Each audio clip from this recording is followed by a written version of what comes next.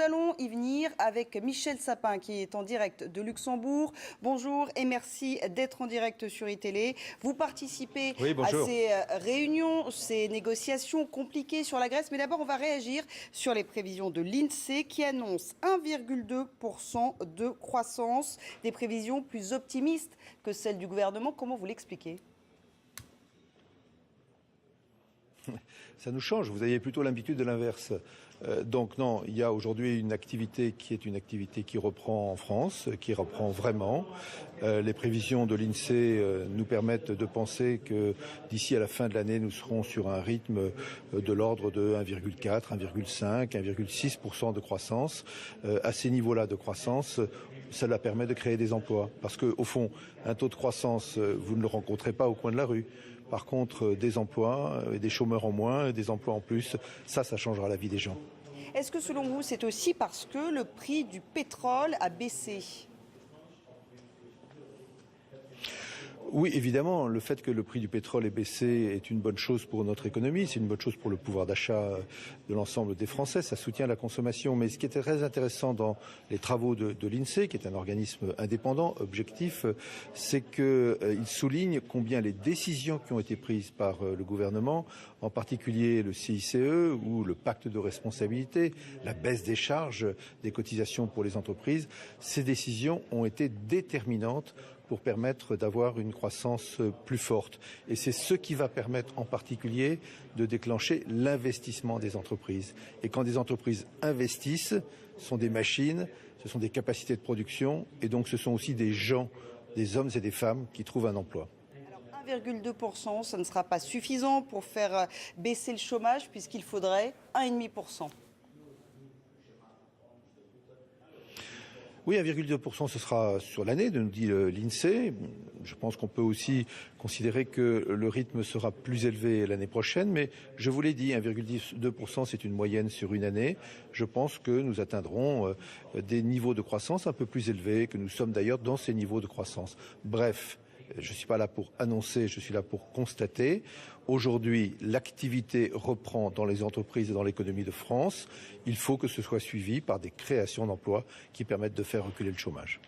Alors, on va revenir maintenant à ces négociations pour lesquelles vous êtes réunis avec les autres ministres des Finances européens à Luxembourg. Il s'agit bien sûr de la dette grecque. Les négociations sont compliquées. Il faut discuter entre adultes, disait d'ailleurs Christine Lagarde, la patronne du FMI. Et puis, il y a Alexis Tsipras, qui n'est pas là, qui est en ce moment en Russie. Il va rencontrer Vladimir Poutine. Comment avez-vous pris cet entretien, cette visite ? Est-ce que c'est un moyen de faire pression sur les dirigeants européens ?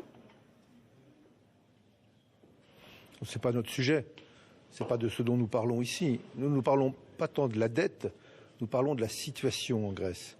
Nous parlons d'une économie qui est à l'arrêt. Nous parlons de Grecs qui ont beaucoup souffert, parce qu'ils ont fait beaucoup d'efforts et qui aujourd'hui ont envie de retrouver, mais comme les autres, de la croissance, de l'activité et de l'emploi. Et donc la question qui nous est posée, c'est comment faire en sorte que la Grèce, dans l'Europe et dans l'euro, retrouve ce calme, cette sérénité, cette capacité de développement dont elle a besoin. C'est ça dont nous discutons. Nous discutons de quels sont les efforts nécessaires, parce que la Grèce doit encore faire des efforts moins lourds que ceux qu'elle a fait, évidemment, parce qu'elle a fait du chemin. Mais il y a encore des efforts. Elle doit avoir une capacité à payer elle-même ses fonctionnaires ou à payer ses retraites. Et donc il faut qu'elle nous dise quels sont les efforts qu'elle était prête à faire. Ça n'est pas à nous de lui dicter.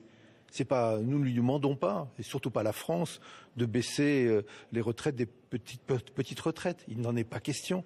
Mais c'est à la Grèce de nous faire des propositions pour avoir une capacité financière, budgétaire, qui lui permette de faire face à ses obligations. Voilà ce dont nous discutons, voilà ce que nous voulons, voilà ce que les Grecs doivent nous proposer.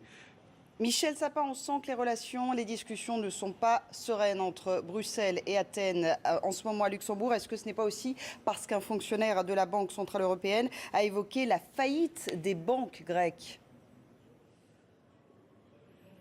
Mais personne n'a évoqué je ne sais trop quelle faillite. Tout ça sont des mots qui n'ont rien à voir avec la réalité de nous discutons.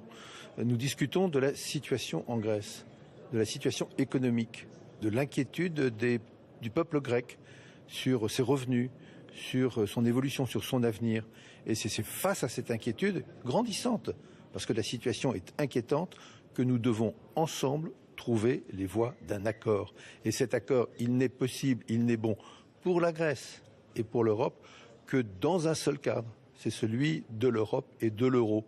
Car sans euro, la Grèce partirait dans un drame total.